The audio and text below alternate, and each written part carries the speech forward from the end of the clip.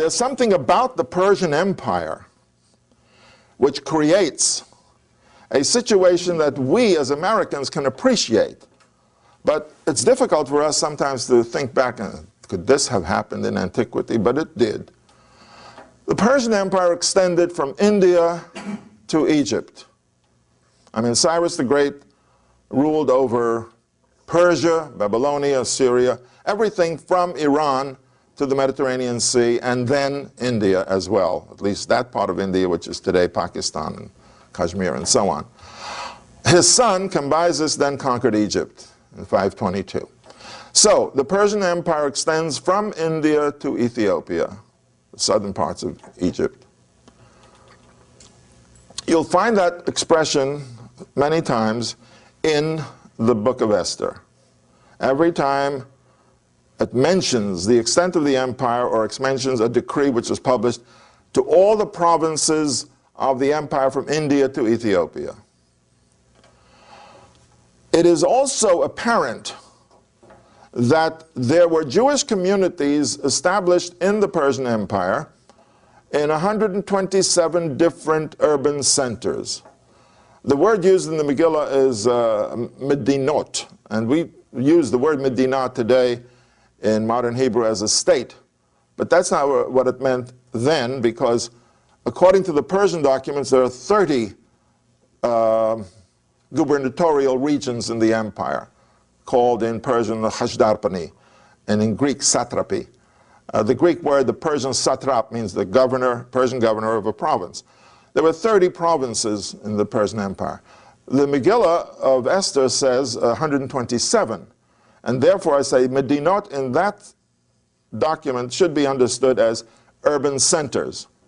So now we have the picture that in the Persian Empire in 450 BC, there were 127 urban centers throughout the empire where Jewish communities existed.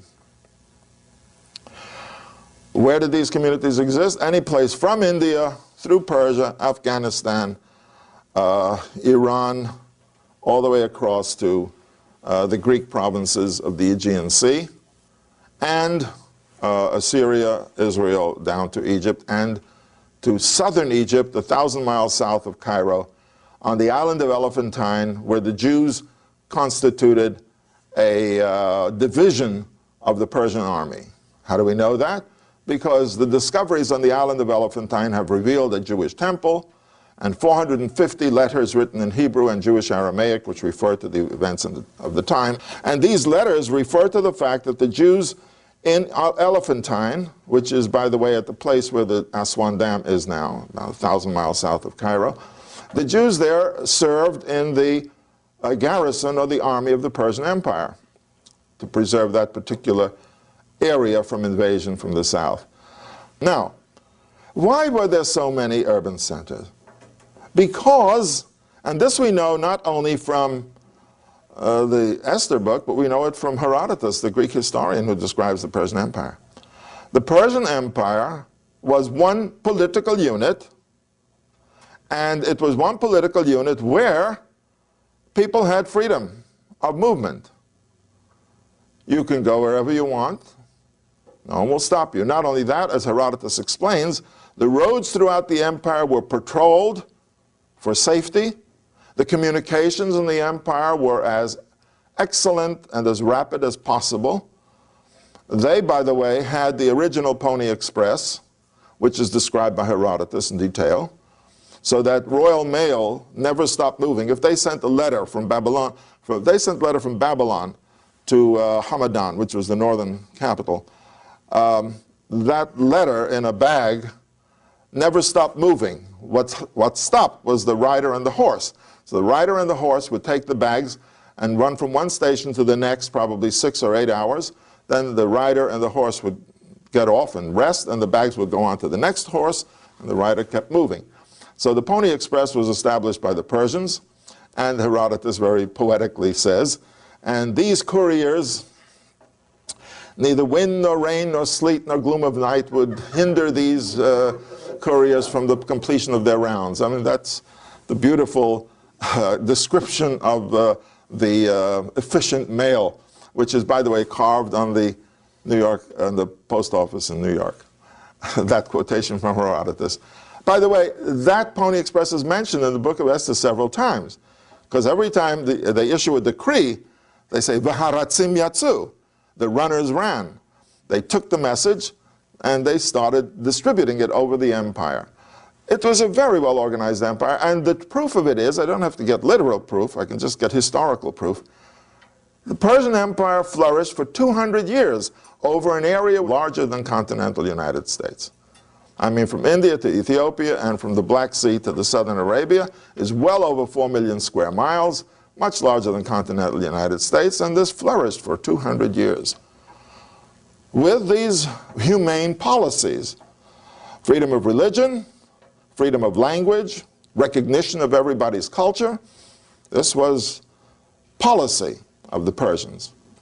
And then, of course, they exerted their strength, and there were no rivals. And the only problem they had was with the Greeks at the far western end, and in the two Persian wars, the Greeks in 490 and in 480 BC.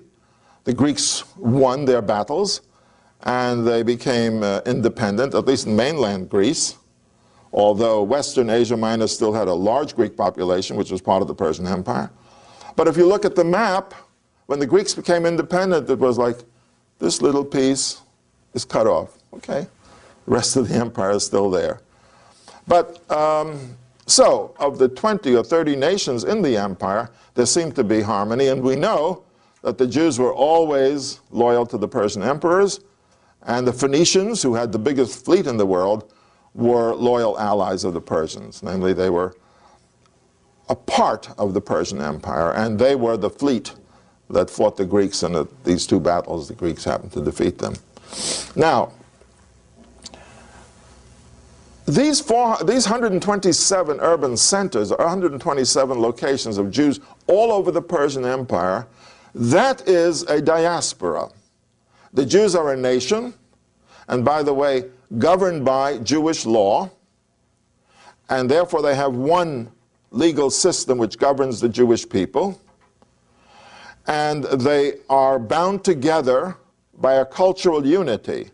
So while the Jews are speaking Persian and Aramaic and Babylonian and Arabic and whatever other language they are speaking, they always have Hebrew as part of their cultural heritage, which they are able to read and to write and to speak also.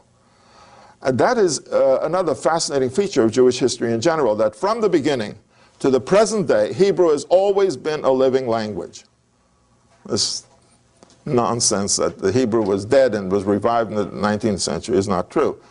It was always a living language. What Eliezer ben Yehuda did in the 20th century, when he wanted to make Hebrew the spoken language of Israel, is to revive it as a spoken modern language in the 20th century. Because when you read documents written in the medieval period, it is a living language. It's not devoted just to rabbinical decrees and to religious laws.